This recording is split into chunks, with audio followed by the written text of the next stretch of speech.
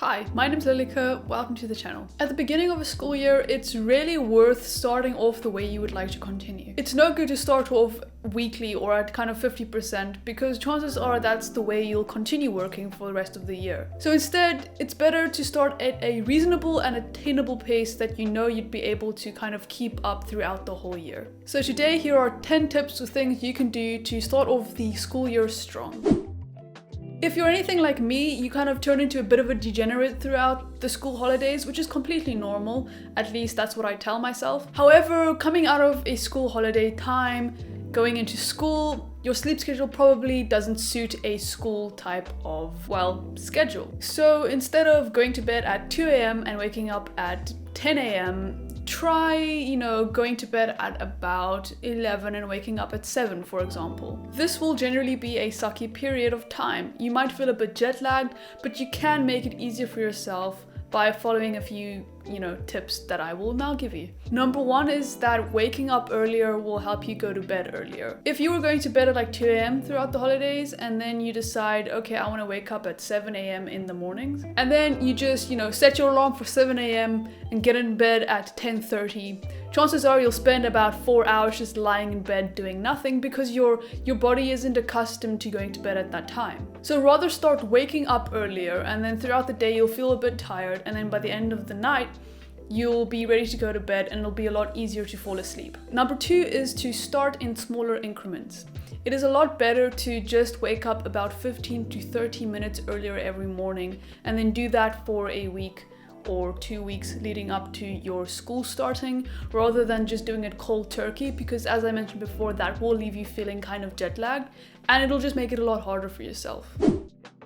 It's always good to start off the year by thinking about what you would like to accomplish. The goals that you set for yourself don't have to be huge. It might just be like, up my grades by this much percentage by the end of this semester or whatever it may be. For example, personally, I do play guitar as one of my main instruments, so I would like to spend a bit more time every day practicing that because I just kind of forget for months on end. And I do use my guitar in church quite often, but I don't practice outside of church, and I would like to do that to become better as just an instrumentalist personally. For you, that could be anything else. That could be a skill you want to develop or a habit you would like to start. It could be anything. And then use these goals that you set for yourself to kind of frame the year and get an idea of what's important to you and what you would like to accomplish throughout the year. And then with that in mind, it's a lot easier to start off the year because you kind of have a plan. A good thing to remember, a kind of motto, if you will, as you're going through and setting your goals for the year, is that where your comfort zone ends, fear begins, but growth is just beyond it. As you are setting your goals for the year, some of them might feel a bit scary or unattainable. So instead of, being inhibited by the fear, you can rather use it as a compass, i.e., where there is fear, this is maybe something that is really important to me, and I will find a lot of growth if I just commit to it. And, rather just push through it rather than standing back and being like, oh no, I'm scared, I don't want to do it. After that, it is a good habit to sit down and determine how much time you want to spend on each facet of your life. Things to consider would be your school, your work, your hobbies, and then, recreational things. If one of your goals was to get better grades, you should probably dedicate more time to school in the year. If, like me, I want to spend more time practicing my guitar, so then I'll dedicate a bit more time to my hobbies throughout the year. Another thing to do in terms of school is to go and see which classes and tests you will have throughout the year and add them to your calendar or your planner. If one of your goals was to spend less time on social media, you can easily just set screen time limits for certain apps on your phone or install a web browser that limits screen time for certain websites. You essentially want to take your goals and then give yourself enough time to actually be able to fulfill them or accomplish them, and essentially aim to spend less time on things that you find less important. As you start the new year after the school holidays, you probably didn't use your brain much, which means that you've probably forgotten half of the things that you learned in the previous year. Now, of course, that's very normal, but I would say that it's definitely worth going through some of the old concepts and material that you will need for the rest of the year so that you just kind of remind yourself of it. You don't have to relearn all of the material at all. You just want to maybe go through all of the chapter headings and kind of look at the framework again, just so you have an idea in your head as you are going in and learning new things in this new year.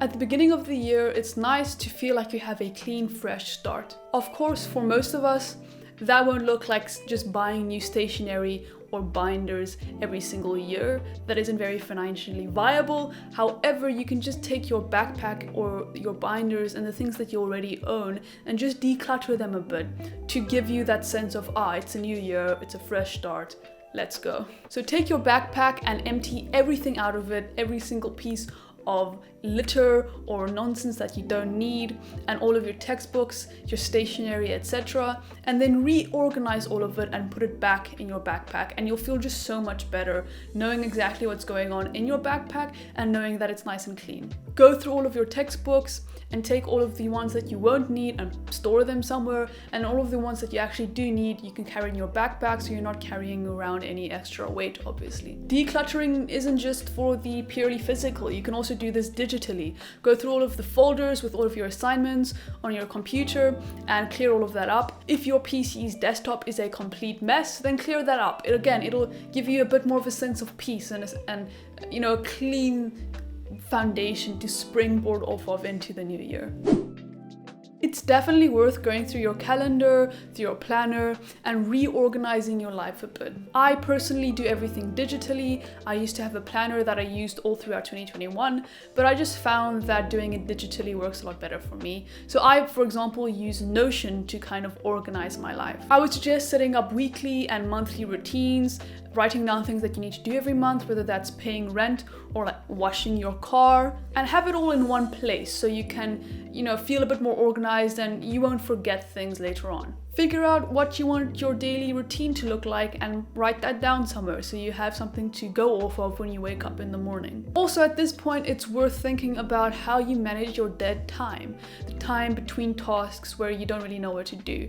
For most people, including me, that'll just be, hopping onto Instagram or TikTok.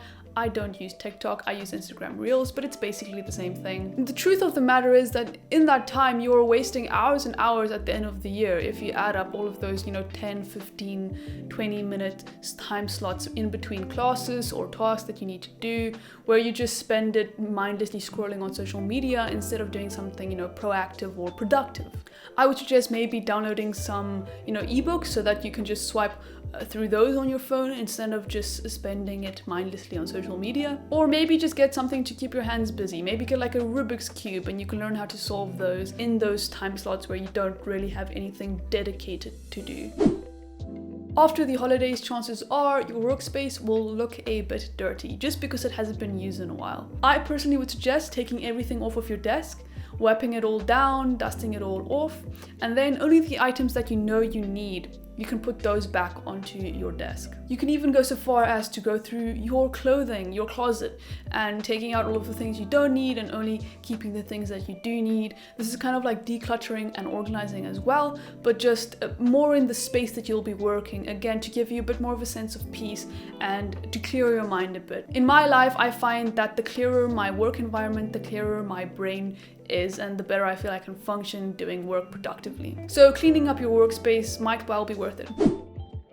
Now, this tip is definitely quite inconsequential and probably doesn't relate to you at all if you're not into music, but personally, throughout the holidays, I find a lot of new music that I like, and what I like to do at the beginning of the year is to make myself little playlists that I can study and work to with the new music that I found that I now love and enjoy. For me, music is a big part of my work life just because I listen to it constantly as I am working. So if you relate to that, then, like me, I find it very, very fun and enjoyable to, make playlists for myself, and maybe that's something you can start doing yourself. As you start the new year, chances are you have new classes and new teachers. In my opinion, it's definitely worth just going up to them after the first class and introducing yourself. That way they at least know your name and your face, and that'll help a lot later on and it'll make it a lot easier for you to go ask questions later on if you have any. I know this can be scary at times, meeting anyone new, especially someone with an authority like your lecturer, can be a bit scary, but it's definitely worth it. Just go up to them and be like, hi, I'm Lilika, nice to meet you. Thank you for today. How long have you been, lecturing here at this place? Whatever. Just, some small talk, chat a bit. It'll be over in like 2 minutes, and then you can leave, and at least they know who you are. And again, that'll help you later on when you need to ask them questions about the content that they are lecturing about in the classes. Also, don't forget that I do also have a blog on which I post the text versions of these videos, so if you want to go check that out, feel free to. Thank you so much for watching. If you like this video, give it a like. Please subscribe if you did enjoy this video. But again, thank you so much for watching this video. I'll see you in the next one, and good luck on your studying journey.